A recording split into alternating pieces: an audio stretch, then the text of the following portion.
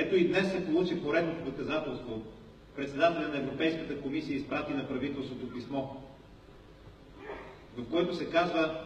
не само, че мониторингът трябва да продължи, а той трябва да се разшири вече и върху прокуратурата, и върху Висшият съдебен съвет, и върху останалите органи на съдебната власт. Срамно е като българи да получаваме такава оценка от нашите партньори и съюзници, хората, с които сме в едно семейство, които ни помагат да постигнем нашия национален идеал, такъв какъвто са го виждали възрожденците и Левски. Срамно е като българи да получаваме такава оценка от нашите партньори и съюзници,